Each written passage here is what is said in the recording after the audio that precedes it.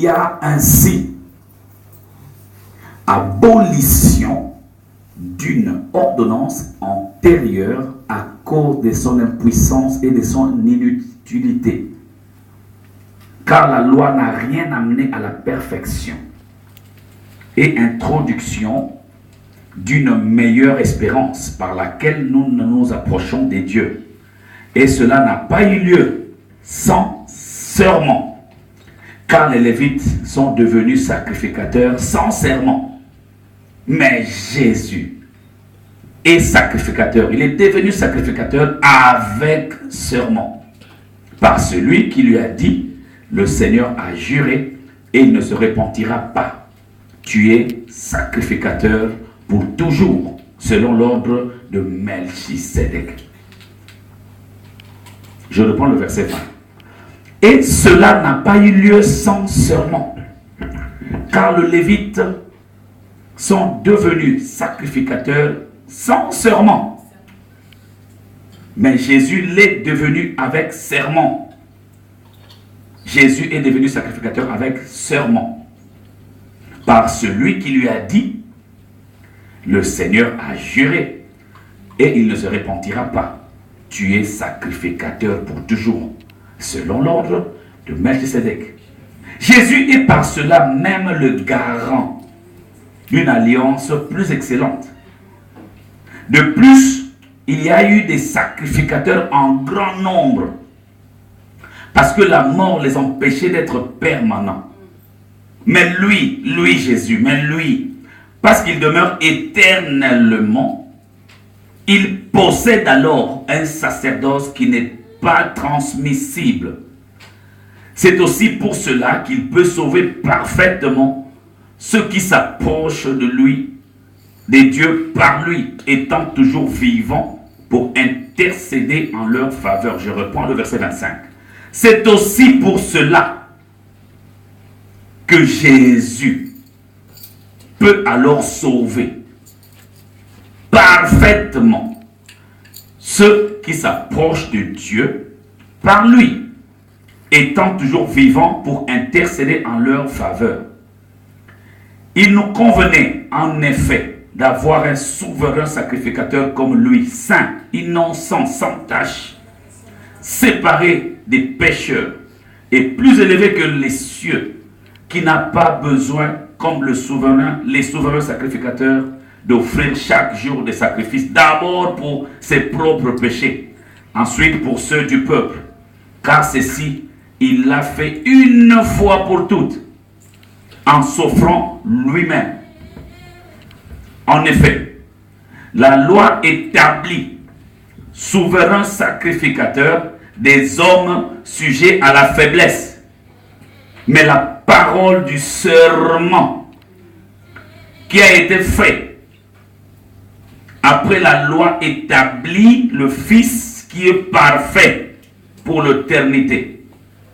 Je reprends le 28. En effet, la loi établit souverain sacrificateur des hommes sujets à la faiblesse. Mais la parole du serment qui a été fait après la loi établit le Fils qui est parfait pour l'éternité. On continue encore la lecture. Hébreux chapitre 8, nous continuons la suite. À partir du premier. Le point capital de ce qui vient d'être dit, c'est que nous avons, nous, un tel souverain sacrificateur qui s'est assis à la droite du trône de la majesté divine dans les cieux, comme ministre du sanctuaire et du véritable tabernacle qui a été dressé par le Seigneur et non par un homme. Tout souverain sacrificateur est établi pour présenter des offrandes et des sacrifices. Il est donc nécessaire que celui-ci ait aussi quelque chose à présenter. S'il était sur la terre, il ne serait même pas sacrificateur. Puisque là sont ceux qui présentent les offrandes selon la loi. Ils célèbrent un culte image et ombre de choses célestes, comme Moïse en fut divinement averti lorsqu'il allait construire le tabernacle. Aie soin, lui fut-il dit, de tout faire d'après le modèle qui t'a été montré dans la montagne. Mais maintenant, il a obtenu un ministère d'autant supérieur qu'il est le médiateur d'une alliance plus excellente, qui a été établie sur des meilleures promesses.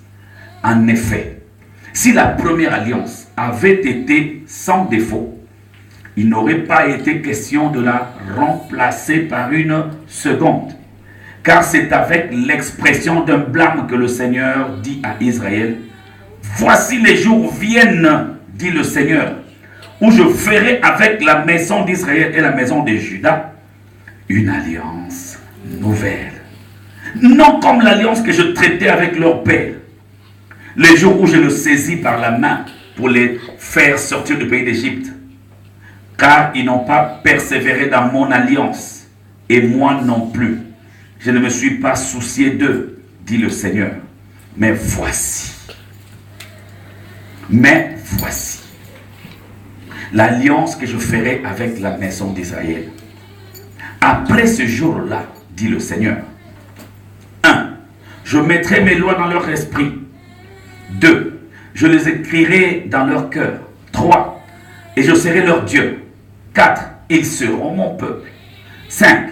Personne n'enseignera plus son concitoyen, ni personne son frère en disant « Connais le Seigneur ».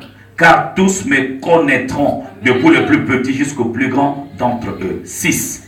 Parce que je pardonnerai leurs iniquités. 7. Je ne me souviendrai plus de leurs péchés. Et 8. En disant une alliance nouvelle, il a déclaré ancienne la première.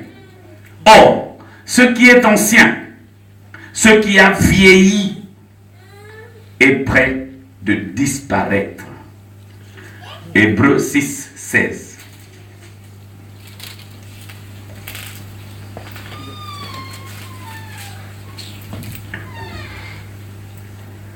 Hébreux 6, 16. La Bible dit ceci pour finir. Or, les hommes jurent par celui qui est plus grand qu'eux. Et le serment est une garantie qui met fin à tous leurs différends. Or, les hommes jurent par celui qui est plus grand qu'eux. Et le serment est une garantie. Le serment est une garantie. Veuillez vous asseoir, merci. Le thème de cet après-midi s'intitule « Le serment est une garantie ». Amen. Amen. Le serment est une garantie. Nous savons tous que quand on trouve une maison, quelque part, on donne quoi? Une garantie. Et une fois que la garantie est acceptée, on est sûr qu'on a eu la maison ou l'appartement. Le serment est une garantie. Amen. Amen. Le serment est une garantie. Nous qui venons d'Afrique, nous avons l'habitude de faire comme ça. Qui veut dire, je jure sur ma tête. Je mets ma tête à couper. Que si tu viens, je te donnerai 10 euros, 20 euros. Toi, tu dois 5 euros. Alléluia. Amen. Heureusement, je n'ai pas juré. Heureusement, il n'y avait pas un serment. Un serment, c'est jurer. Mais la Bible dit que le serment est une garantie. La garantie nous préserve, est une protection. La garantie est une protection. Nous allons parler sur le serment est une garantie. Quand nous lisons dans la Bible, tout ce qui concerne le serment, nous comprenons que le serment, dans le dictionnaire français d'ailleurs, c'est une affirmation solennelle. Amen. Amen. Un serment est une affirmation solennelle de quelqu'un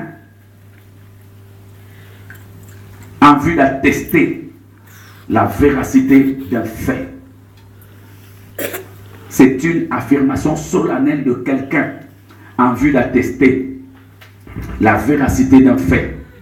C'est aussi attester la sincérité d'une promesse. C'est ça un serment. Si nous lisons dans Genèse au chapitre 15, à partir du 9e verset, nous voyons Dieu qui traite alliance avec Abraham. Amen. Amen. Dieu traite une alliance avec Abraham. Dieu dit à Abraham, prends des animaux, mettez-le là. Prends le pigeon. Il a fait ce que Dieu lui a dit. Il a placé les animaux. Et la nuit, un feu est tombé du ciel. Et ce feu a consumé. C'est-à-dire que Dieu a traité l'alliance. Parce qu'Abraham a coupé les animaux en deux. Le sang a fait quoi? Le sang a coulé. Parce que le sang symbolisait quoi? Une alliance. Dieu a traité une alliance avec Abraham. Et le sang des animaux ont coulé. Et quand on continue à lire la Bible, nous voyons qu'à un moment donné, ce peuple se retrouve en Égypte. Et ce peuple, sauvé par l'Éternel, se retrouve dans le désert. Une fois dans le désert, Dieu dit à ce peuple, par Moïse, il faut que nous traitions encore une alliance. Moi-même, Dieu, je veux venir habiter au milieu de vous. Je veux descendre au milieu de vous, habiter moi-même au milieu de vous. Ça, c'est Exode 25. Dieu est descendu habiter au milieu du peuple d'Israël. Parce que c'est un peuple que Dieu a choisi. Alléluia. Le serment est une garantie. Dieu est venu habiter auprès de ce peuple. Et après la construction du tabernacle, la gloire de Dieu est descendue dans le tabernacle et Dieu est venu lui-même habiter dans le tabernacle. Et Dieu sur la terre. Dieu a quitté le trône, il est venu sur la terre habiter avec des hommes. Alléluia. Dieu est venu habiter avec les hommes et il a continué à vivre avec des hommes. Et quand nous lisons la Bible, nous voyons des grands signes et des grands miracles que le peuple d'Israël a fait. À cause de quoi? De l'alliance que Dieu a traitée avec eux. Dieu, à chaque fois qu'Israël avait un problème, Dieu s'engageait lui-même. Amen. Quand Israël avait un problème, c'est Dieu qui se levait. C'est Dieu qui prenait le dessus. C'est Dieu.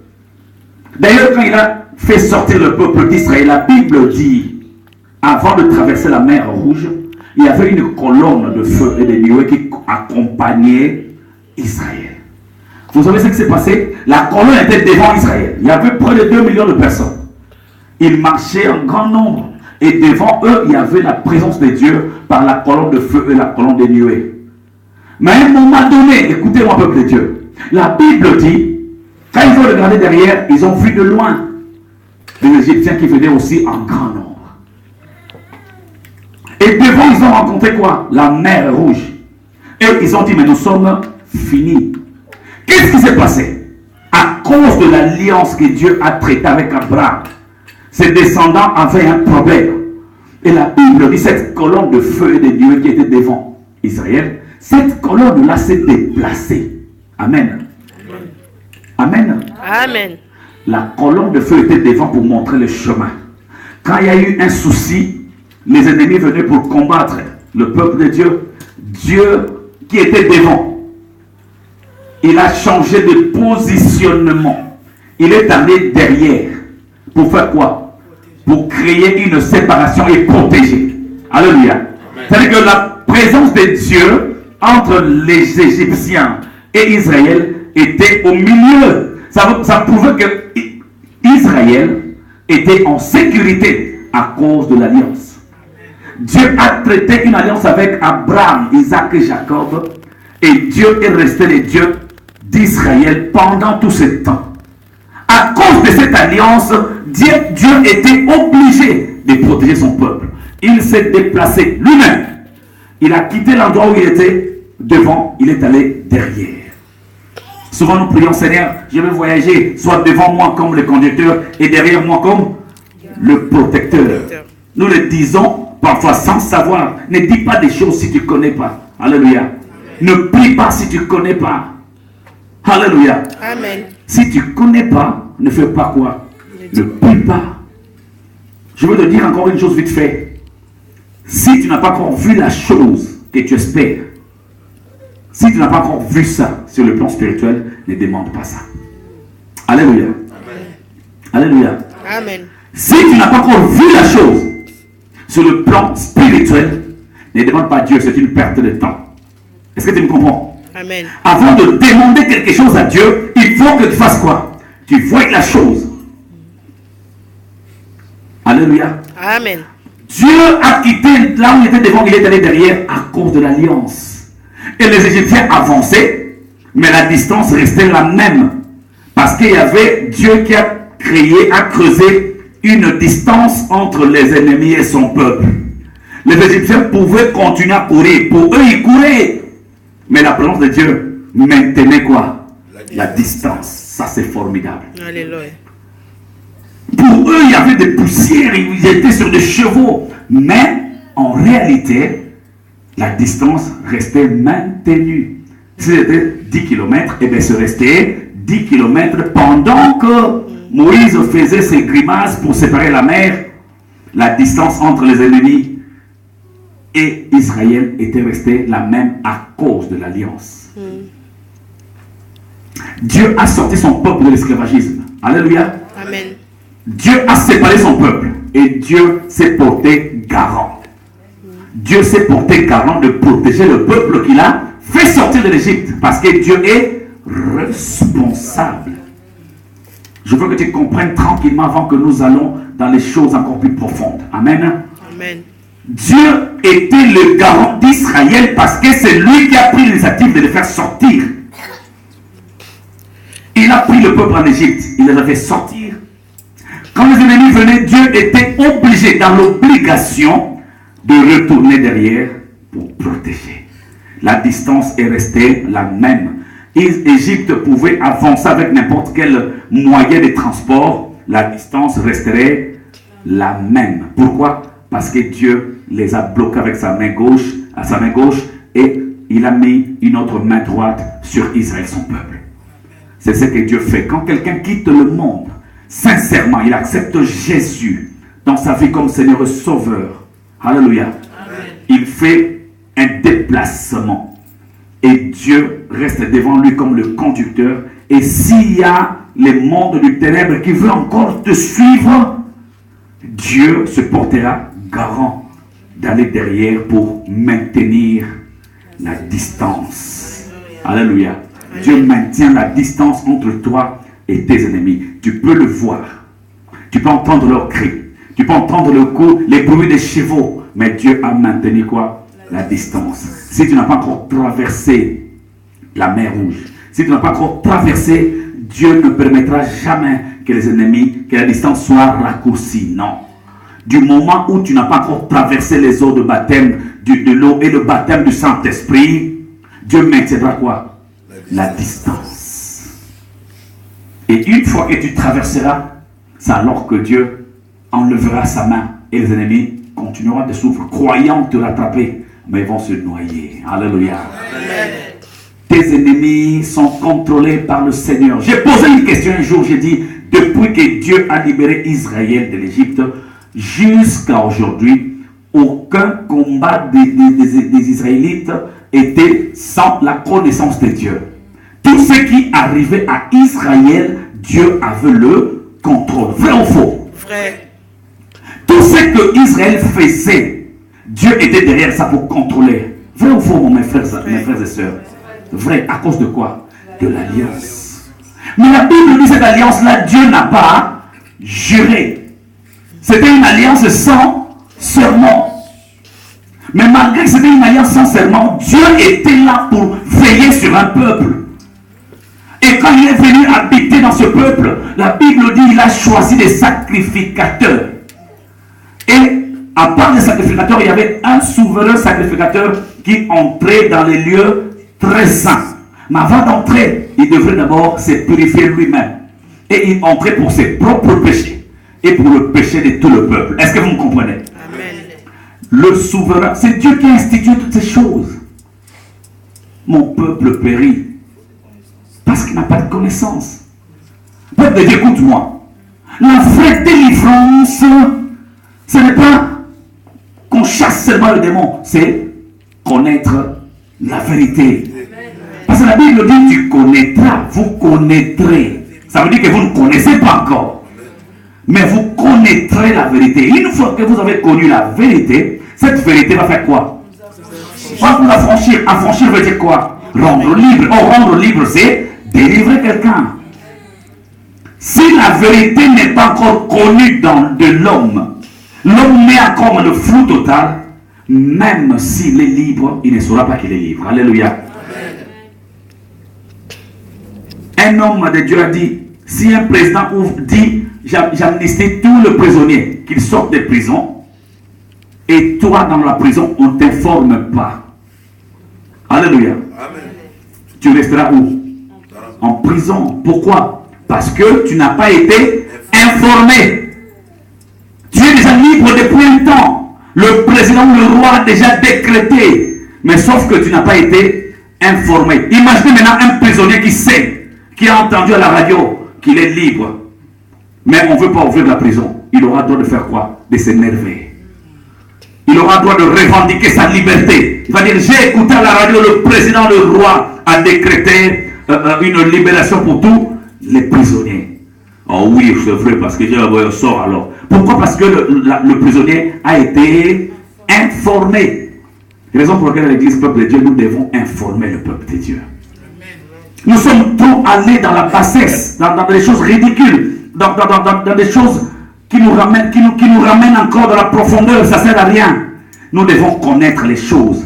Sur ce que je vous dis sur l'alliance, Dieu marche comme ça. Dieu ne parle pas de l'alliance. Dieu, pour venir habiter dans la vie sur la terre, c'était par le moyen de l'alliance. Parce que Dieu a dit, j'ai donné 6 jours à l'homme, et le 7e jour sera le jour de l'Éternel. Et quand il a dit ça, le diable a fait quoi? Il a entendu. Ça veut dire que Dieu étant celui qui nous dit que la vérité ne peut pas descendre sur la terre pendant les 6 jours de l'homme. Est-ce que tu me comprends? Pour que Dieu descende sur la terre pendant les 6 jours de l'homme, il fallait que Dieu demande la permission à l'homme. Est-ce que tu me comprends? Parce que c'était les 6 jours de l'homme. Si le diable dit, mais Dieu, toi tu es le Tout-Puissant, tu ne peux pas violer ta parole, comment ça se fait que tu es descendu? Dieu dirait, non, c'est au moyen de l'alliance que j'ai traité avec les gens qui sont responsables des 6 jours, et c'est par eux que je suis là. Là, Dieu a raison. Dieu ne viole jamais ce qu'il dit. Alléluia. Amen. Si tu ne connais pas l'alliance, il y a des enfants de Dieu qui sont dans l'assemblée pendant plusieurs années, mais ne connaissent pas l'alliance. L'alliance, c'est quelque chose de très puissant. Ça lie 2 personnes, 2 communautés, 2 pays. C'est un contrat. C'est un pacte. L'alliance, sans alliance, Dieu ne pouvait pas être le Dieu d'Israël. C'est par alliance, raison pour laquelle vous verrez Élie au mont Carmel dire Dieu d'Abraham, Dieu d'Isaac, Dieu de Jacob, pour que ce peuple sache. Il a fait quoi? Il a rappelé quel Dieu? Le Dieu de l'alliance qu'il a contracté avec Abraham, Isaac et Jacob. C'est-à-dire qu'il s'est souvenu de l'alliance et il a fait entrer Dieu dans l'alliance avec son peuple, et dans l'alliance, Dieu est coincé. Dans l'alliance, Dieu n'a plus le choix parce que l'alliance lie 2 personnes, 2 entreprises, 2 pays, 2 familles. C'est ça l'alliance. Alléluia. Dieu d'Abraham, d'Isaac et de Jacob. À chaque fois que le peuple d'Israël le disait, il le disait en connaissance de cause. Alléluia. Amen. Alléluia. Amen. C'est parce que Dieu a traité une alliance avec Abraham, Isaac et Jacob. Je vais te choquer. Si tu dis aujourd'hui Dieu d'Abraham, d'Isaac et de Jacob, tu es dans l'erreur. Alléluia. Amen. Si tu dis Dieu d'Abraham, d'Isaac et de Jacob, tu es en erreur totale. Parce que nous voyons ce que Dieu a fait. Parce que la Bible dit, il y a eu combien d'alliances? C'est dans la Bible 2 grandes alliances. Il y a eu la première et la seconde. Et à chaque fois que Dieu fait quelque chose pour la 2e fois, c'est que la première fois avait de failles. C'est que la première chose avait de failles. Il a créé le premier Adam. Après, il a créé encore le second Adam. N'est-ce pas? Amen. Pourquoi il a envoyé Jésus et il appelle Jésus le second Adam? Parce que le premier Adam a failli. Il est tombé dans l'erreur, dans la faute, et il a entraîné toute l'humanité dans la faute. Or, c'est par l'alliance des animaux, c'est par le sang des animaux que Dieu a traité la première alliance. Raison pour laquelle Dieu ne pouvait pas jurer. Alléluia. Amen. Dieu ne pouvait pas jurer parce que le sang qui a coulé, c'était le sang des animaux. La Bible dit, le sang des animaux, des taureaux, des boucs ne pouvait pas ramener le peuple à la perfection. À chaque fois que Israël, nous prêchons Israël, David a vaincu Goliath parce qu'il était dans l'alliance avec Dieu, la première alliance. Alléluia. Amen. Quand nous lisons l'Ancien Testament, nous sommes étonnés et éblouis par ce que Dieu a fait au travers d'Israël. À cause de quoi? De l'alliance. Élie a ressuscité des morts à cause de l'alliance. Israël, Josué avec Israël, ils ont fait tomber Jéricho. Ils ont vaincu des nations à cause de l'alliance. Est-ce que tu comprends? Amen. C'est que Dieu était obligé, étant Dieu souverain, de soutenir ce peuple, son peuple, à cause de l'alliance. Alléluia. Qu'est-ce que les prophètes de l'Ancien Testament n'ont pas fait de formidable? Tout ce qu'ils ont fait, ils l'ont fait à cause de l'alliance. Parce que dans l'alliance, on fait échange. Dans l'alliance, si j'ai un problème, ce problème devient ton problème. Si je fais alliance avec toi, si tu as une difficulté, ta difficulté devient ma difficulté. Si je suis dans la joie, ma joie devient aussi ta joie. Si je deviens riche, ma richesse devient aussi ta richesse. Si tu es fort, ta force devient aussi ma force. Dans l'alliance, il y a échange des instruments, il y a échange des choses. Souvenez-vous, un jour David a fait alliance avec Jonathan, n'est-ce pas? Amen. Ils ont fait échange des choses. Alléluia. L'alliance, c'est faire échange des choses. Tes problèmes deviennent mes problèmes et mes problèmes deviennent tes problèmes. Et quand Dieu a cette alliance avec Israël, Dieu qui est parfait et souverain n'a pas de faille. C'est Israël qui a des failles. Parce qu'ils sont des êtres nés sous le péché du premier Adam. Mais malgré qu'ils étaient des pécheurs, Dieu, parce que lui il est fort, qui était le bénéficiaire? C'était Israël. Raison pour laquelle tout ce que faisait Israël, Dieu était derrière ça.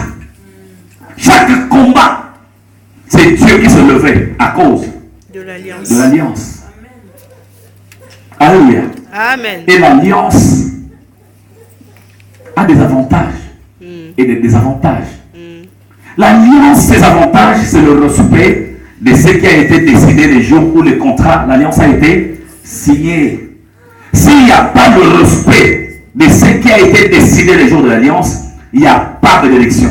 Là, l'alliance est foutue. Et Dieu dit, cette première alliance, je l'ai effacée parce qu'il y a eu des failles. Ce peuple ne m'a pas honoré. Ce peuple n'a pas respecté l'alliance, même si Dieu n'a pas juré. Mais Dieu veillait sur cette alliance ancienne qui n'avait pas de base solide. Est-ce que tu comprends? Amen. Oui, mais je vais ouvrir ta tête. Dieu m'a fait grâce d'être enseignant. C'est par la grâce de Dieu. Je veux te faire comprendre des choses. La première alliance, nous voyons le peuple d'Israël faire des grandes choses.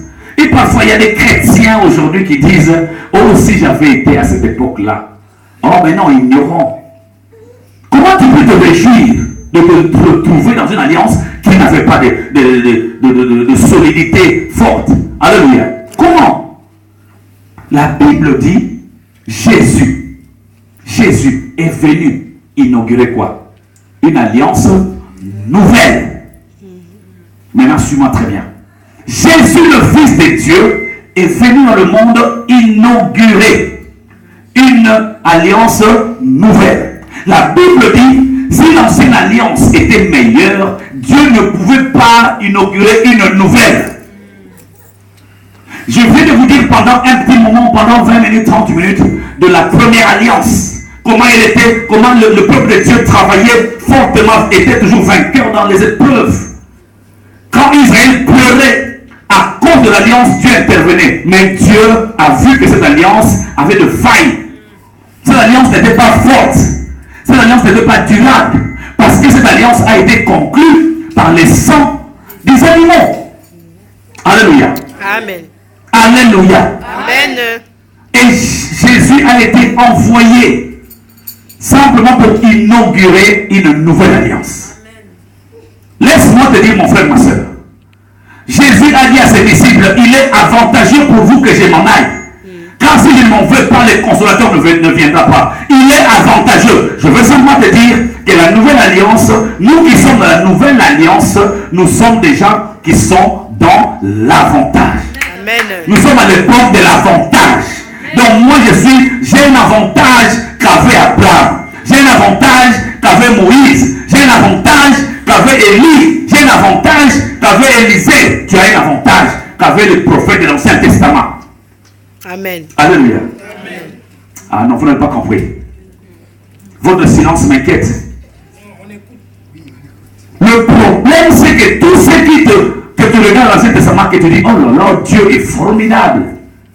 Pour Dieu, c'était rien du tout. Parce que c'était une alliance qui était conclue par des sangs, des animaux. Quand tu lis l'Ancien Testament, tu dis, oh Seigneur, Jésus il est formidable, Dieu est magnifique.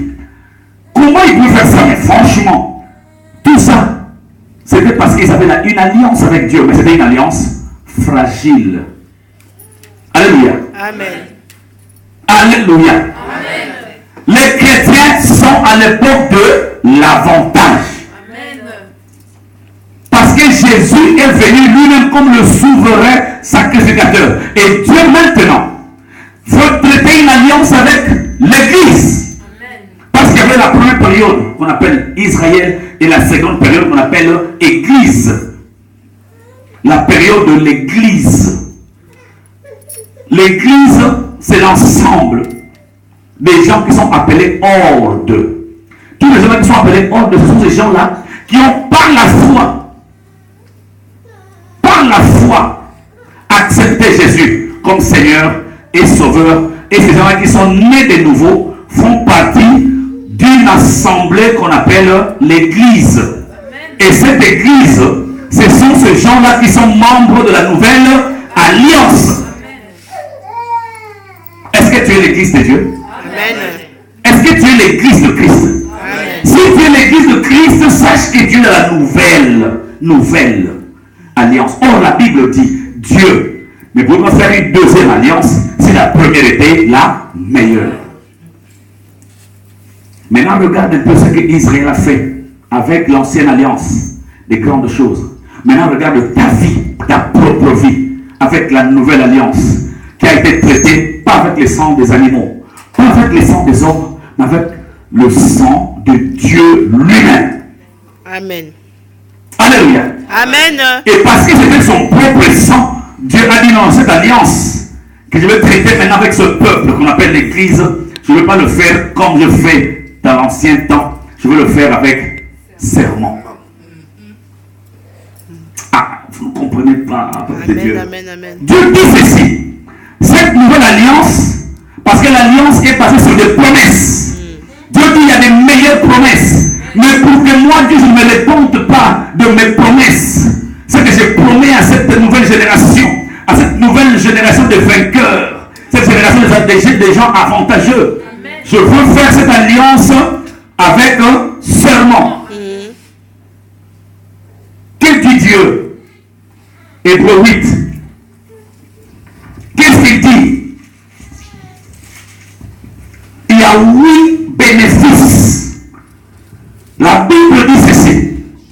Dans cette nouvelle alliance, je mettrai mes lois dans leur esprit. Je mettrai mes lois dans leur esprit. La Bible dit, en réalité, dans l'homme, c'est l'esprit. Amen. Dans l'ancien temps, il y avait aussi la loi de Dieu. Mais cette loi n'a pas été mise dans l'esprit d'Israël. Mais la loi a été mise dans une hache. Amen. Alléluia. Amen. Il fallait que le peuple, les responsables d'Israël, lisent la loi pour que le peuple comprenne. Mais la nouvelle alliance, Dieu dit, je n'ai pas besoin d'écrire mes lois et le mettre dans une hache. Je vais écrire ces lois dans leur esprit. Amen. Amen. La Bible dit là où il y avait la présence de Dieu. Dans l'arche de l'alliance, il y avait les tables de loi dedans. Et cette arche symbolisait la présence de Dieu. Amen. Et maintenant, là, bien-aimé, je veux seulement te faire comprendre que ton esprit représente l'arche de Dieu, la présence de Dieu. Pourquoi? Parce que la loi de Dieu est écrite dans ton esprit. Amen. Premier avantage, j'écrirai mes lois dans leur esprit. Or, en réalité, dans l'homme, c'est l'esprit. Quand l'homme a péché devant Dieu, Adam et Ève ont péché. La Bible dit qu'ils se sont séparés. Or, l'homme, c'est l'esprit. Donc, l'esprit de l'homme s'est séparé de Dieu. Il y a eu une inimitié entre Dieu et l'homme. Est-ce que tu me comprends, peuple de Dieu? Amen. Jésus est mort. Il a racheté l'esprit de l'homme. Quand la Bible dit dans 1 Corinthiens 6, dans 1 Corinthiens 1 verset 6, que celui qui s'attache au Seigneur devient avec lui un seul esprit. Alléluia. Amen. Celui qui s'attache au Seigneur devient avec le Seigneur Un seul. un seul esprit. Tu ne comprends pas. L'homme, c'est un esprit. Et quand l'homme s'attache à Jésus, ils n'ont plus deux esprits. Ils ont maintenant un seul esprit. Amen. Donc il y a l'esprit de l'homme et l'esprit de Jésus mélangés ensemble. Alléluia. Amen. En réalité, l'homme, c'est l'esprit. Et quand quelqu'un s'attache à Jésus-Christ comme étant le souverain sacrificateur, Alléluia. l'esprit de Jésus, parce que Jésus est esprit, Amen. et Jésus et cet homme deviennent un seul esprit. Alléluia. Ça, c'est l'avantage de l'alliance, de la nouvelle alliance. Dieu dit, j'écrirai mes lois dans leur esprit. Si tu ne connais pas la loi de Dieu, bien-aimé, tu dois apprendre à connaître parce que Dieu a déjà écrit ça où? Dans ta tête. Alléluia. Amen. 2. Dieu dit, je mettrai mes lois dans leur esprit et je les écrirai dans leur cœur. 3. Je serai leur Dieu. Alléluia. Amen. Dieu dit, je serai moi Dieu, je serai leur Dieu. Et quand Dieu le dit, ce peuple-là n'était pas encore créé, ça n'existait pas encore. L'homme nouveau que tu es, tu n'existais pas encore. Dieu, dans sa divinité, a déjà décidé des avantages pour toi. Amen. Toi qui seras membre de la nouvelle alliance.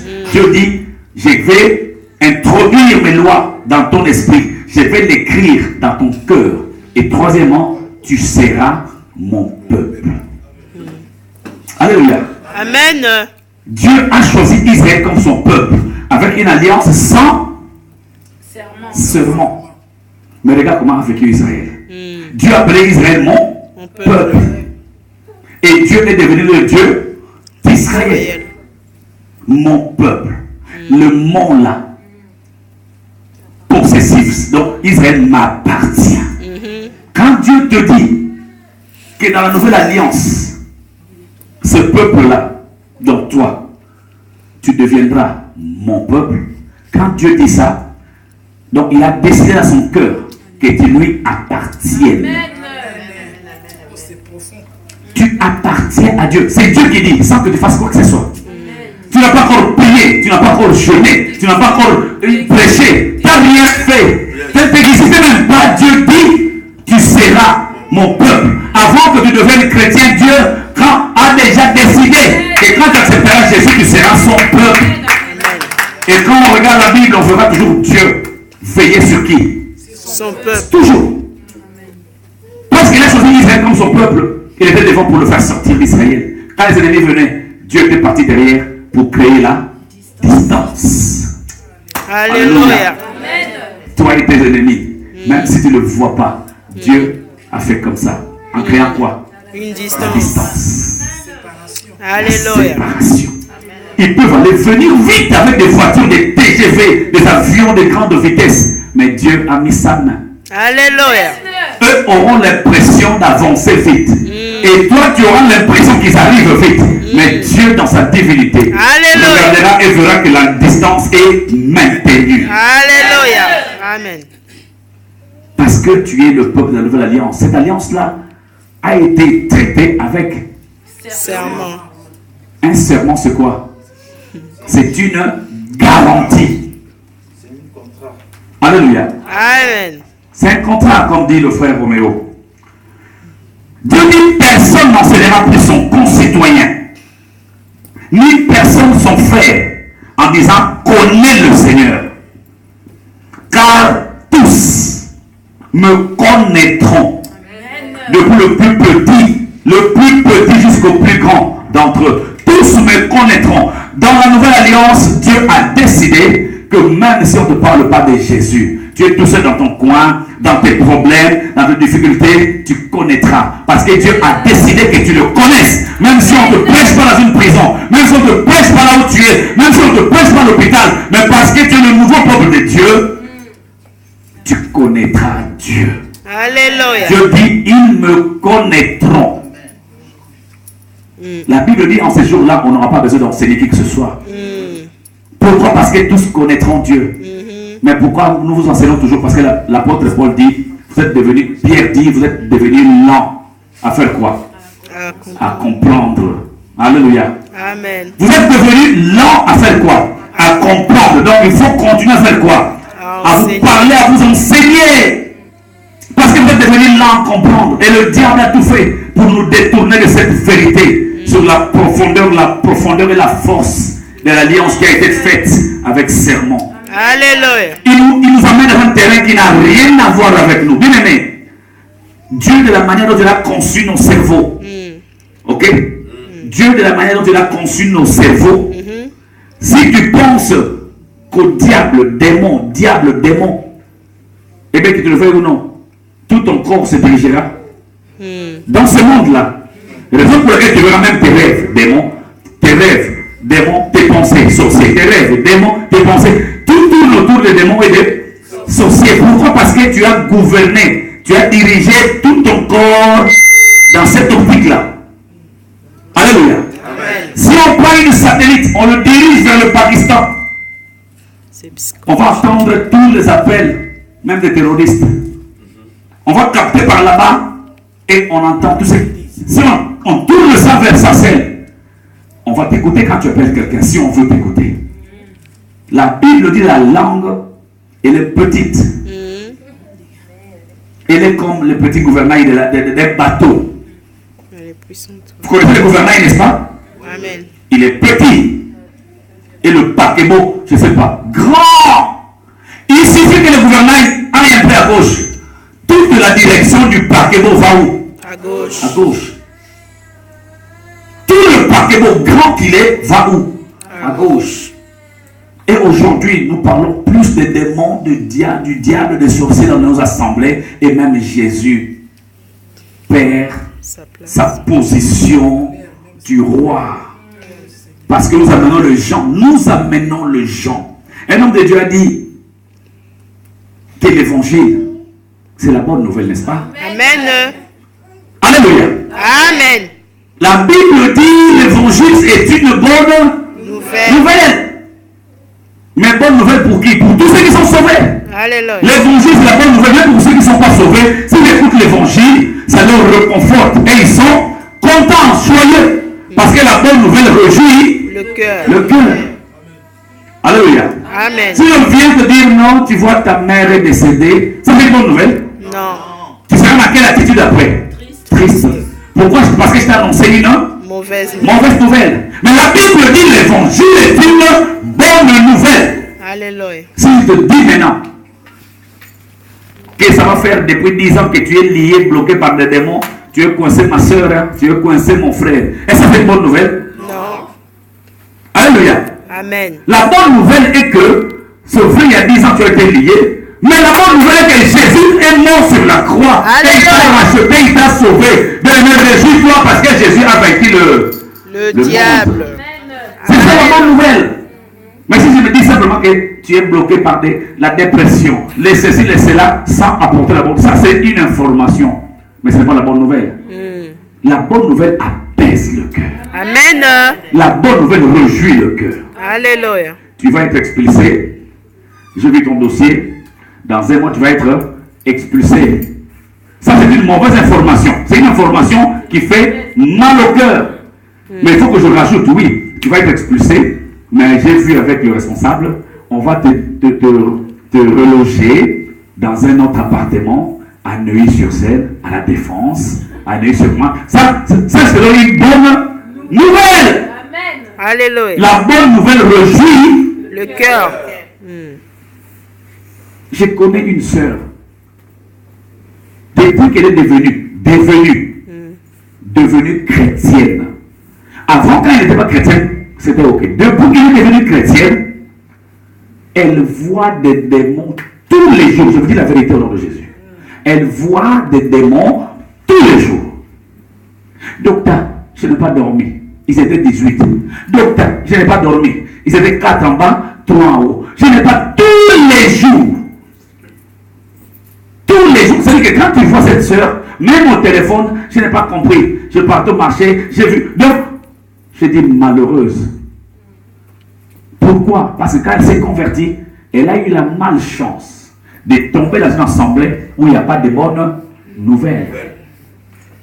Mais tu es heureux, toi qui es là. La bonne nouvelle, c'est que Jésus t'a sauvé. La bonne nouvelle, c'est que tu es libéré. Prends seulement conscience et tu vivras différemment, bien-aimé. Ce n'est pas parce que tu manques aujourd'hui que tu es lié. Tu manques parce que la réalité de la vie a fait que dans ce moment-là, tu manques quelque chose. Le juste vit par sa foi. Alléluia. Or, la foi, c'est voir sans avoir. Alléluia.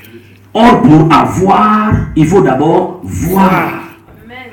Alléluia. Alléluia. Amen. Dieu dit à Josué, vois Samarie, Jéricho.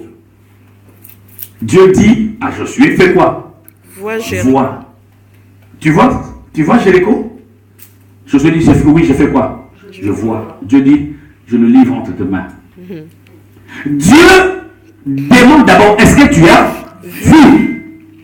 Il dit, oui, j'ai vu. Et Dieu dit maintenant, parce que tu as vu, eh bien, je te le livre. Pendant que Dieu dit ça, Josué n'avait encore pas eu Jéricho. La foi, c'est voir sans avoir. Et pour avoir, il faut d'abord voir. Amen. Les chrétiens aiment d'abord avoir pour voir. Ça, ce n'est plus la foi. La foi, c'est voir avant d'avoir. Amen. Alléluia. Amen. Amen. Dans ma tête, nous avons 4 yeux. Vous savez? Non, vous ne le savez pas. Nous avons 2 yeux physiques et 2 yeux spirituels. Alléluia. Quand Dieu a dit que la lumière soit, vous croyez que Dieu ne connaissait pas la lumière? Dieu a déjà vu la lumière avant que la lumière soit. Quand Dieu a créé le soleil, vous croyez que Dieu ne connaissait pas le soleil? Quand il a dit que le soleil soit là, et Dieu a été surpris, ah, il est comme ça le soleil? Non. Dieu connaissait déjà le soleil avant de l'avoir vu. Parce que Dieu avait déjà vu le soleil avant de l'avoir créé. Si tu as besoin de quoi que ce soit, commence par le voir par les yeux de l'esprit. C'est ça la foi. Amen. La foi, c'est pas parce que je n'ai pas. Alléluia. Amen. Mais la foi, c'est ça. C'est voir des choses qu'on n'a pas encore. Alléluia. Tu n'as pas encore, mais tu fais quoi? Tu vois. Un homme de Dieu est parti prêcher dans une assemblée, sa femme était assise à côté. Cet homme de Dieu disait, ouais, je bénis Dieu parce que il m'a donné une belle voiture, c'était en Afrique. Dieu m'a donné une belle voiture, je bénis Dieu. Sa femme a fait. Et tout le monde regardait sa femme, ils ont compris, le pasteur a fait quoi? Il a menti.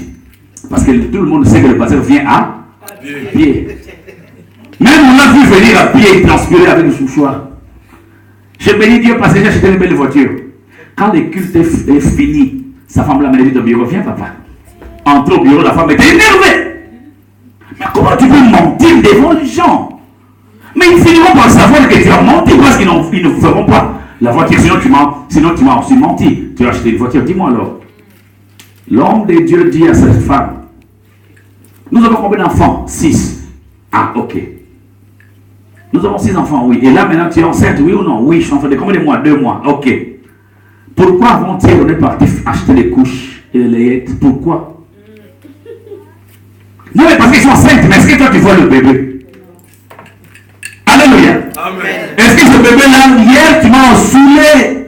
Allons à faire des courses. Acheter des couches et d'autres choses pour le bébé. Mais est-ce que tu as vu le bébé? Non. Tu n'as pas encore vu le bébé? Tu ne sais même pas il a quelle forme. Tu ne sais même pas parce que quelqu'un, un homme t'a dit que tu es enceinte, tu me fais dépenser. Mais moi aussi j'ai quelqu'un qui m'a dit Amen. que la foi, si on a la foi, on peut transporter des montagnes. Alléluia. Et Dieu m'a dit que je peux appliquer ma foi. Je peux avoir, je dois d'abord voir sans avoir. Je n'ai pas encore vu la voiture. Je n'ai pas encore eu la voiture. Mais j'ai vu la voiture. Amen. C'est pour lequel je dis, j'ai une voiture. Et à l'assemblée, j'ai une voiture. Mais toi, je n'ai pas encore vu de mes propres yeux. Mais avec les yeux de l'esprit, j'ai vu la voiture. C'est ça la Amen. foi. Amen. Peuple de Dieu, nous devons croire aux choses de Dieu. Dieu nous a amené, Dieu nous a ramenés dans une alliance qui est solide. Une alliance où Dieu dit, je serai leur Dieu et ils seront mon peuple. Mais est-ce que tu réalises? Non, est-ce que tu réalises ça? Celui qui a créé les cieux et la terre a dit que toi, tu es son peuple. Dieu dit que tu es son peuple. Le problème, nous ruminons pas la parole. Nous ne mangeons pas pour faire revenir encore étudier. C'est-à-dire que moi, quand je lis la parole de Dieu, je ne lis pas comme tu le lis. Non, moi je lis et je relis. Et je relis encore, et je ferme la Bible, je ferme mes yeux, je fais quoi? Je médite, je réfléchis, je dis, comment Dieu là peut me dire à moi, un homme sans valeur, qu'il est mon Dieu et que moi, je suis moi. Je suis le peuple de Dieu, moi. Et maintenant, je commence à voir dans la Bible comment Dieu a marché avec son peuple, Israël, sans serment. Par une alliance faite avec des sangs, des animaux. Mais moi, je suis maintenant peuple de Dieu avec une alliance qui a été faite avec serment, avec son propre sang. Quand j'ai réfléchi comme ça, je ne peux que me révolter. Amen. Allez, le peuple de Dieu. Amen. 6. Dieu dit, ça c'est le bénéfice de l'alliance nouvelle, ok? Je pardonnerai leurs iniquités. Quand Dieu dit, vous savez, la religion chrétienne, c'est la religion du pardon. Nous aimons rester. Qu'est-ce qui s'est passé? Non, Roméo, en 1943, pendant la deuxième guerre mondiale, Roméo a volé dans un restaurant. Et maintenant, il dit qu'il est homme de Dieu. Il dit qu'il est frère. Pendant que toi, tu restes en 1943, Dieu a dit, avant même que Roméo soit là en 1943, à cause de la nouvelle alliance, je pardonnerai. Amen. Et Dieu dit, je pardonnerai leur iniquité. Avant même que tu demandes pardon, Dieu t'a offert le pardon. Amen. La religion chrétienne, c'est la religion du pardon. Mais apprends à pardonner. C'est difficile, mais fais un effort. Amen. Parce que celui qui nous a appelés est le champion du monde de toute catégorie de pardon. Amen. Dieu dit, je pardonnerai. Est-ce que tu comprends ça? Je ne dis pas maintenant que tombe comme tu veux. Est-ce que je dis ça? Non. Mais s'il arrive que tu tombes, non, nous avons un Dieu qui est capable de nous pardonner. Je ne peux pas vous mentir, je vous dis la vérité. Amen. Dieu fait quoi? Il pardonne le péché. La Bible dit, il est fidèle, pas seulement fidèle, mais il est aussi juste. Pour faire quoi? Pour nous pardonner et nous purifier de toute Iniquité. de nous pardonner de toute iniquité. Raison pour laquelle quand quelqu'un accepte le Seigneur comme Jésus comme Seigneur et Sauveur, il doit être sincère dans sa confession. Confesse seulement tes péchés et tu vas te séparer de ces liens du péché. J'ai dit ça une fois. Si tu volais, fais quoi? Arrête de voler. Prends simplement la décision. D'abord, tu confesses, Seigneur, j'ai volé ou je vole souvent, mais je prends quoi? La décision d'arrêter. C'est alors que le Saint-Esprit te soutiendra dans cette décision. Aujourd'hui, quelqu'un qui vole, qu'est-ce que nous dirons? Il a un démon. Un esprit de vol. je dis de quelqu'un qu'il a un esprit de vol, mais je l'aide. Je l'aide, maintenant il va continuer à voler, ce n'est pas moi. C'est l'esprit. Chassez-moi cet esprit parce que je ne comprends pas. Le problème, ce n'est pas ça. Si tu voles, fais quoi? Arrête de voler et prends la décision de ne plus le faire. C'est tout. Si tu es impudique, j'ai un esprit. Quel esprit? Arrête seulement de tomber dans l'impudicité. Arrête. Et dis, Seigneur, je prends la décision. C'est tout. Si tu es un menteur, prends seulement quoi? La décision d'arrêter de mentir. Tu verras, premier jour, deuxième jour, une semaine, difficile. Mais le Saint-Esprit est là pour te soutenir. Et tu finiras par ne plus mentir. Non, il a un démon de mensonge. Quand je te dis que tu as un démon, donc ce n'est plus toi, donc c'est quelqu'un d'autre. Alléluia. Donc je t'accuse pas, mais j'accuse l'autre. Dieu dit, je pardonnerai leurs iniquités. Mais comment? Comment Dieu va le pardonner? Mais si quelqu'un confesse. C'est que si vous confessez vos péchés, il est fidèle et juste pour vous pardonner. À cause de la nouvelle alliance. L'alliance est un contrat fait avec serment. Dieu a juré que ce peuple, s'il tombe, je leur pardonnerai. Alléluia. Amen. Alléluia. Amen. Ne vois pas des démons partout. Est-ce que tu crois que tu es lié? Non. Si un démon se manifeste ici, nous allons le chasser, on ne va pas croiser le bras. Si un démon se manifeste, nous avons le pouvoir de chasser les démons. Mais nous ne sommes plus redevables au péché ni aux démons. Parce que la Bible dit, l'Esprit qui a ressuscité Jésus habite en vous. Amen. Non, vous ne comprenez pas. Amen. Jésus est allé sous la terre. Il ne pouvait pas sortir, coincé. Qui l'a fait sortir de là? Le Saint-Esprit. Le Saint-Esprit. Mais la Bible dit, cet esprit-là Alléluia. est allé faire quoi? Sortir Jésus du tombeau. Et la Bible dit, ce même esprit-là habite où? Alléluia. Alléluia. C'est trop fort. L'Esprit de Dieu a pris Jésus, l'a mis sur la croix et il surveillait. Et quand il est mort, il a pris, il l'a mené sous le tombeau. Il a laissé prêcher les morts là-bas. Alléluia. Et quand il a fini, l'Esprit de Dieu est entré encore sur la terre. Il a pris Jésus et l'a ressuscité d'entre les morts. Et la Bible dit, ce même esprit-là Alléluia. habite en toi. Alléluia. Oh, si tu pouvais comprendre, bien aimé. Alléluia. Moi, Alléluia. peut-être que je suis là. Insulte-moi, dis ce que tu veux. Mais l'esprit qui a ressuscité Jésus Amen. habite en moi. Amen. Donc, cela prouve, s'il a été capable d'entrer dans le sépulcre pour faire sortir Jésus, il est aussi capable de traiter n'importe quelle difficulté de ma vie. Alléluia. Est-ce que tu le comprends? Amen. C'est à cause de quoi? L'alliance. Nouvelle, faite Amen. avec Serment. Alléluia. Tu le comprends? Amen. L'Esprit de Dieu dit, il est où Jésus sous la terre? Je suis allé le prendre. J'arrive, je vais prendre Jésus. Il est sous la terre. Et depuis qu'il a fait, il ne le fait plus. Il a fait une seule fois, il ne le fait plus. Il a fait quand Jésus a ressuscité Lazare, oui. Parce que Jésus a dit, l'Esprit du Seigneur est où? Et sur Et moi. sur moi. Quand Jésus a dit, Lazare sort, l'Esprit a dit, ah, Jésus, toi aussi, bon, j'arrive. Je vais prendre qui? Lazare. Il est parti dans les tombeaux, il a pris Lazare, il est revenu, bon, je l'amène, je reviens sur toi. Parce que Jésus a dit, l'Esprit du Seigneur est sur moi. Amen. Et le même esprit maintenant habite en toi. Amen. Ah, tu ne sais pas qui tu es. Alléluia. Amen. Démon. Qui est un démon? Tu sais, quand Jésus est mort, les diables et les mondes de ténèbres ont fait une fête. Et ils étaient surpris Erreur. quand ils ont vu le Saint-Esprit avancer. Ils ont dit, c'est qui ça? C'est le Saint-Esprit. Ils ont commencé à se déguerpir, un par un. Tous les démons, plus leur patron, le diable, ils ont commencé à laisser place parce que celui qui venait était là dès le commencement. La Bible dit, au commencement, Dieu créa les cieux et la terre et l'Esprit de Dieu mouvait au-dessus des eaux.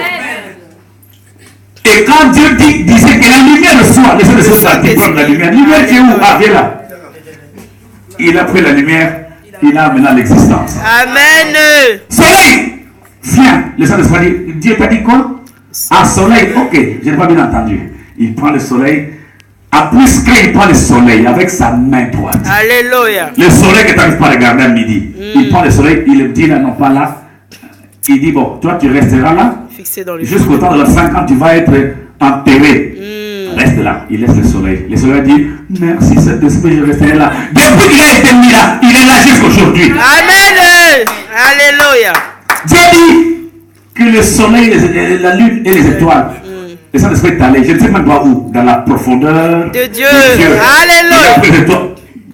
Toutes les étoiles, il les a prises. Plus le soleil, toi aussi, mais le soleil vient là. Toi, bon, toi écoute, si le soleil est là, tu restes couché. Si le soleil se couche, toi tu fais quoi? Est-ce que tu m'entends? La lune a dit, oui, Saint-Esprit. Ok, vous les étoiles, ne soyez pas là quand le soleil est là. Soyez là. Quand la lune est là. Ok? Oui, Saint-Esprit. Et les étoiles étaient là tranquilles. Quand le soleil venait, la lune et les étoiles s'éclipsaient. Quand le soleil se couchait, la lune et les étoiles sortaient parce qu'ils ont écouté qui? Le Saint-Esprit. Et ce même esprit-là Alléluia. habite en toi. Amen. Alléluia. À cause De de la nouvelle alliance faite avec Serment. serment. Amen. Quand tu écoutes ça, tu comprends que tu ne peux pas, tu n'as rien à voir avec les démons. Quand tu comprends ça, bien aimé, la connaissance de la vérité, c'est ça qui te rendra libre. Amen. Maintenant que j'ai compris que le Saint-Esprit est à moi, oh non. Quand le Saint-Esprit est allé au tombeau, les démons, les diables s'est décrépissé. Ils ont laissé la place. Et le Saint-Esprit a pris Jésus et Jésus est ressuscité. Et le diable a dit, nous sommes foutus. La Bible dit, quand il a fait ça, il les a tous alignés et les a commencé à les dépouiller. Alléluia. Dépouiller veut dire rendre sans force, enlever les grades. Vous lisez ça dans la Bible, non? Amen. Comment celui qui n'a pas de grade peut être plus grand que toi? Oh. En plus, celui qui les a dépouillés habite en toi. Amen. Alléluia. Vous voyez pourquoi moi je résiste à certaines choses? Les gens me disent, non, lui il ne connaît pas la Bible. Moi je ne connais pas la Bible. Je lis et je fais quoi? J'essaie d'expliquer ce que j'ai lu dans la parole de Dieu. Si quelqu'un te dit que tu as un démon, qu'il nous explique. Je vous avais dit, bien aimé, chasser un démon qui sort de la vie d'une personne, ce n'est pas le salut total de la personne.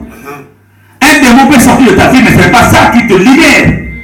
Tu es libéré momentanément, ce n'est pas ça. Le démon qui sort peut revenir. J'ai lu un prêtre catholique qui disait, je passais 38 ans à chasser des démons des gens. J'étais dans la joie parce que j'ai rendu service aux gens, je le sauve. Mais il dit, j'étais à un moment donné fatigué. J'ai lu ça. Un prêtre exorciste, il dit, j'étais fatigué. Jusqu'à ce que j'ai compris que ce que je faisais des bonnes choses, mais je le faisais mal.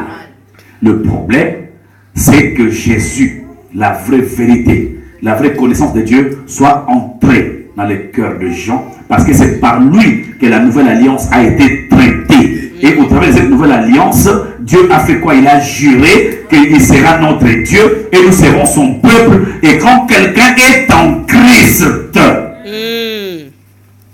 il devient une ancienne personne. Non. Voilà. Alléluia. Maintenant, explique-moi comment toi qui es en Christ, tu es toujours une ancienne personne. Le problème, c'est que tu n'es pas une ancienne personne. Le problème, c'est que en réalité, tu es une nouvelle personne, mais ta conception te dit que tu es une ancienne personne.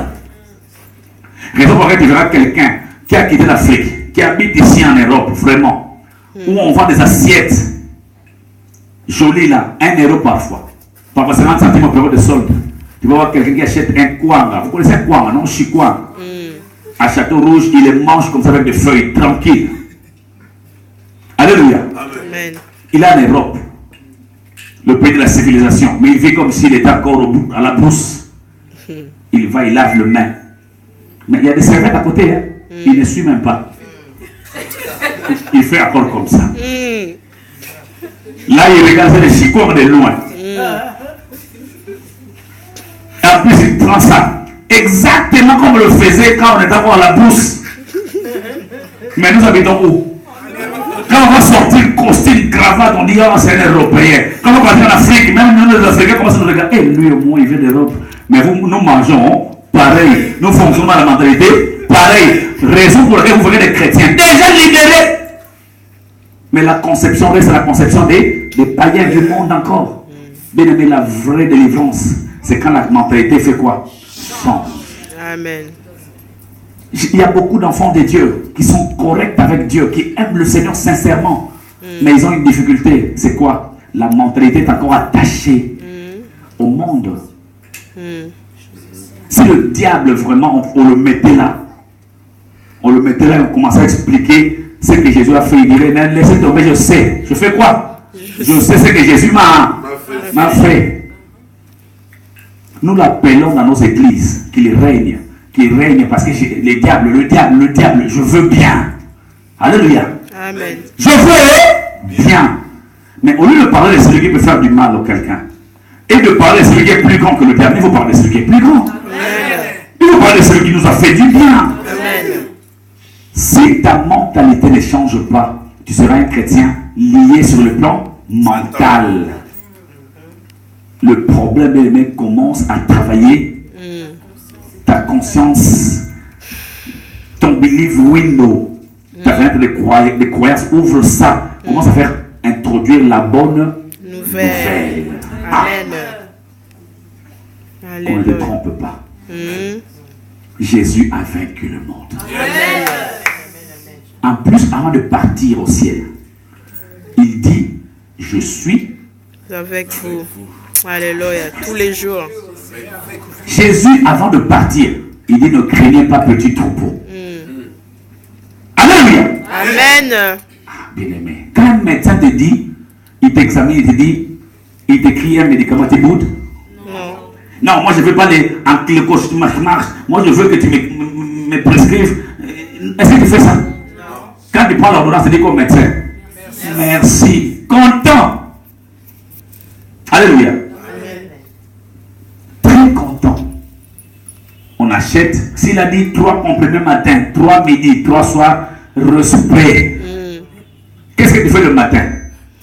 3 comprimés. 1, 2, 3. Pourquoi? Parce que le médecin a dit à midi, il est midi 30. 1, 2, 3. Le soir, 1, 2, 3, tu mets ici. Tu bouges un peu pour que ça soit mélangé. Tu prends un verre. Pourquoi tu le fais? Parce que le médecin a dit, tu fais quoi? Tu respectes. Maintenant, Jésus dit, je suis avec toi. Combien de jours? Tous les jours. Tous les jours, jusqu'à quand? Et maintenant, quand tu pries, dis Seigneur, tu es où? En tout cas. Alléluia. Amen.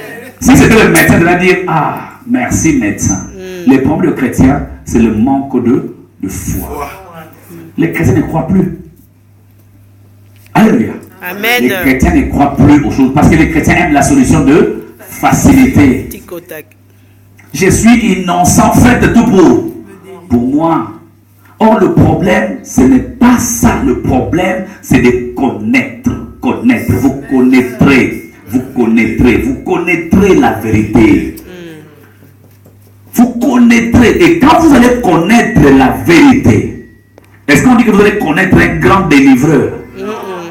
Vous savez, les grands délivreurs que nous voyons aujourd'hui volent la place de Jésus. Et les hommes qui viennent dans l'église, remplir l'église, ils ne viennent pas pour Jésus. Ils viennent parce que dans cette église-là, le responsable de cette église-là est un grand délivreur. Mais bien aimé, qu'on chasse un démon de ta vie, c'est bien, gloire au Seigneur. Mais si Jésus n'entre pas, alléluia. Amen. Je vous avais dit non, Moïse a élevé quoi? Le serpent des reins. Celui qui a été mordu par le serpent devrait regarder qui? Le serpent. Mais pour que les gens regardent le serpent, il fallait que Moïse fasse quoi? Élève le serpent de rêve. Afin que les gens ne regardent pas Moïse. Moïse, son travail était d'élever le serpent. Moi, j'ai le travail aujourd'hui d'élever Jésus. Alléluia. Tu regardes Jésus. Mais pour que tu le vois, il faut que moi, je l'élève. Amen. Aujourd'hui, c'est Jésus qui nous élève. Dieu m'a élevé. Je suis Il m'a élevé, je diplômé. ne suis pas n'importe qui. Il m'a élevé. Maintenant, il faut que les gens, en me regardant, puissent avoir des solutions. Est-ce que quand les serpents dans le désert mordaient les gens, est-ce que les gens commençaient à citer le nom des serpents? Non. C'était un cobra, c'était une vipère. Non, laisse tomber, celui-là était court, jaune, les serpents là. Ah non, laisse tomber les serpents là. Non, c'était pas la solution. De regarder, tout simplement.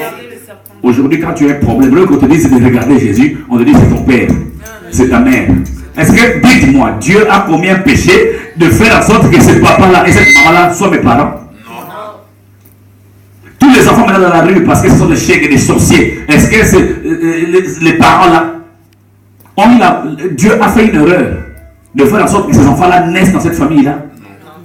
Le problème est quoi? Quel que soit le problème, le regard doit être fixé vers Jésus. Pas perdre le temps en citant le nom de serpent. C'est un cobra, c'est une vipère. Non, mais laisse tomber. Oh, j'ai vu un cobra, j'ai vu un cobra. Non, Moïse n'a pas. Moïse a fait ça. Toi, tu as été mordu, ton pied est enflé. Ah, ça c'est une vipère. Ça c'est une vipère. Ça c'est une vipère. Ça c'est une... Non, c'était pas ça le problème. Le problème était, tu as été mordu, quel que soit le serpent. Quel que soit le modèle du serpent, le regard Vers Jésus. Quel que soit le problème que tu as, tu n'as pas besoin de dire ton problème là, c'est ta grand-mère. Ça, je cite le nom du serpent. Je dois te dire, quel que soit ton problème, ma soeur, quel que soit ton problème, mon frère, regarde Jésus. Quand vous aurez élevé le Fils de l'homme, c'est ce jour-là que vous comprendrez qui il est. Amen. Si vous voulez savoir qui est Jésus, élevez-le seulement. Alléluia. Amen. Mais pourquoi nous vivons toutes ces bonnes choses? Parce que nous vivons à l'époque de la nouvelle alliance qui a été faite avec un serment. Quand on dit je mets ma main à couper, c'est un serment ça. Quand je dis je jure sur la tête de mes enfants, mais ça c'est un serment. C'est pour prouver que ce qu'on dit est vrai. Et Dieu dit je jure sur moi-même, parce qu'il n'y a personne qui soit au-dessus que lui.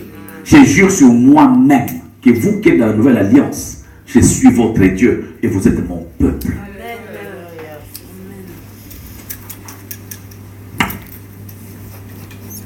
Je pardonnerai les iniquités et je ne me souviendrai plus. Vous êtes avec moi? Je ne me souviendrai plus de leurs péchés.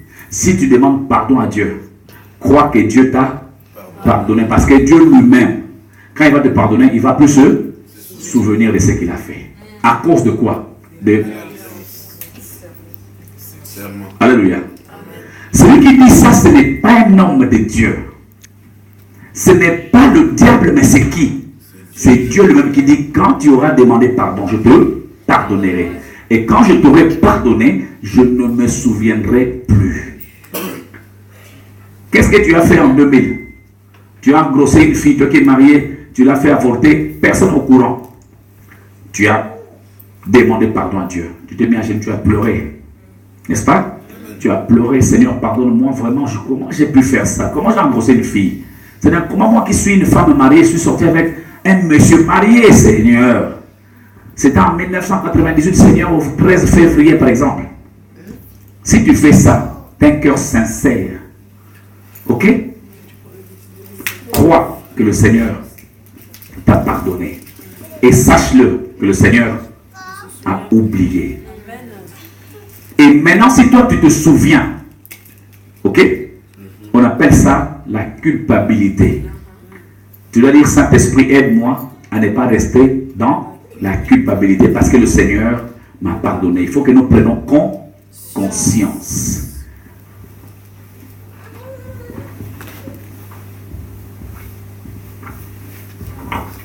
Je veux finir par te dire, à cause de cette nouvelle alliance, la Bible dit les choses anciennes sont passées.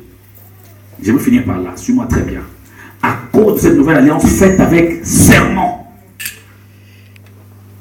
Dieu dit, je ne me souviendrai plus de leurs péchés. Si nous lisons l'Ancienne Alliance, nous voyons pas mal de gens, les enfants d'Israël, à chaque fois qu'il y avait un problème, ils disaient, Seigneur, pardonne-nous, pardonne nos pères, pardonne nos pères, pardonne ceci, cela, pardonne-nous aussi. Ok? Alléluia. Mais dans la nouvelle alliance, les gens qui sont dans la nouvelle alliance sont devenus des nouvelles. Vous savez, c'est ça une nouvelle créature. Une nouvelle créature est une créature qui n'a jamais existé. Amen. Une nouvelle créature n'a jamais existé. Dieu ne va pas améliorer notre créature. Dieu ne va pas transformer notre créature, mais Dieu détruit l'ancienne créature que tu étais et Dieu crée une nouvelle créature que tu es aujourd'hui à cause de l'alliance faite avec. Dieu dit que tu es une nouvelle créature. Une nouvelle créature n'est pas une créature améliorée. Tu me comprends? Est-ce que tu me comprends vraiment?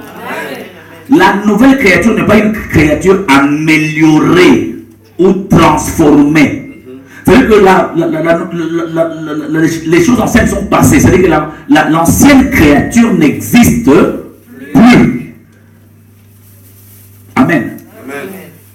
J'étais fils de mon père et de ma mère. Maintenant, je suis fils de Dieu. Si j'ai hérité la malédiction de mes parents physiques, ça c'est quand j'étais une ancienne créature. Est-ce que tu me comprends? Oh, quelles erreurs dans les églises. Mais moi-même, je les ai commises aussi. Seigneur, pardon. Ce que je vous dis, c'est l'Esprit de Dieu. Je le prends. Quand quelqu'un est en Christ, il devient une nouvelle créature. Créée selon Dieu. C'est une créature qui n'a jamais existé. Ok? Tout le peuple était la descendance du premier Adam. Or, le premier Adam a fauté. Maintenant, toutes les créatures nouvelles sont les descendants de Jésus étant le second Adam. C'est-à-dire que nous héritons tout ce qu'avait Jésus. C'est-à-dire que nous sommes liés par le lien de Jésus-Christ. Si nous étions liés par nos parents, par le lien d'iniquité, Dieu est tellement bon.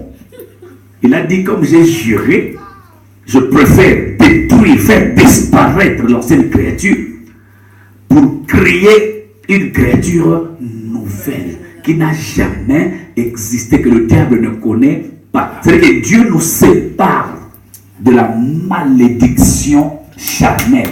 Dieu nous sépare. C'est-à-dire que tout ce qui était lié à l'ancienneté, Dieu les a fait disparaître.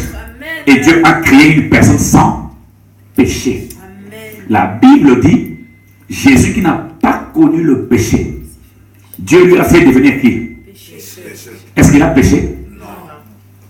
Si lui qui n'a pas commis de péché est devenu pécheur, et nous qui avons connu le péché par cette alliance, nous sommes devenus qui?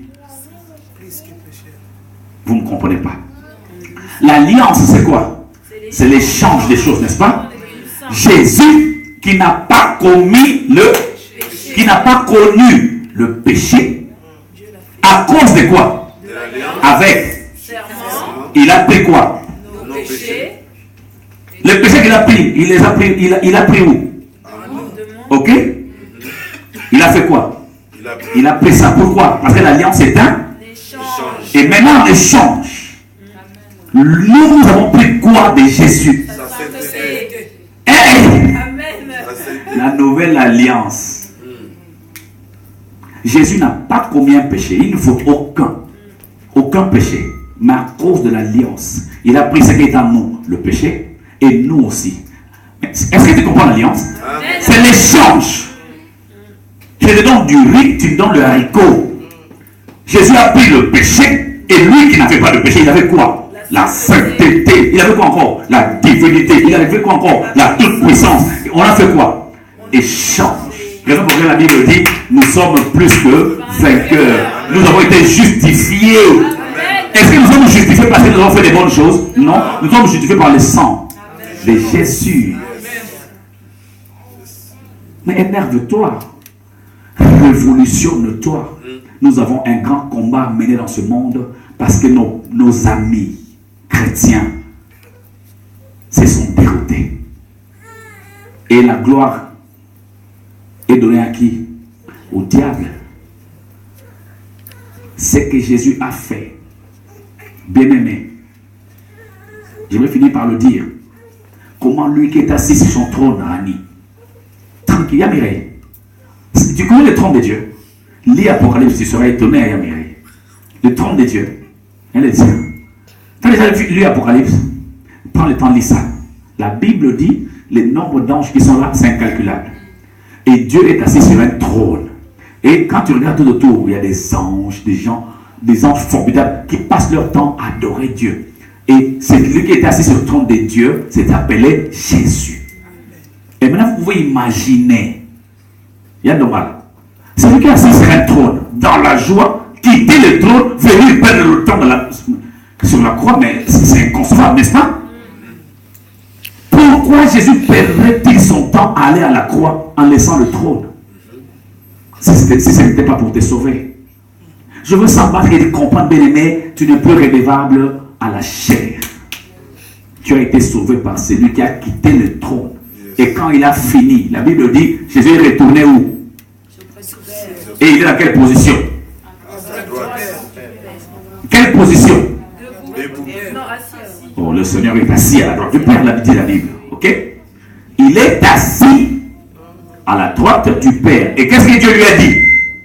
Assis-toi ici jusqu'à ce que je fasse de tes ennemis ton marche-pied. Fais quoi?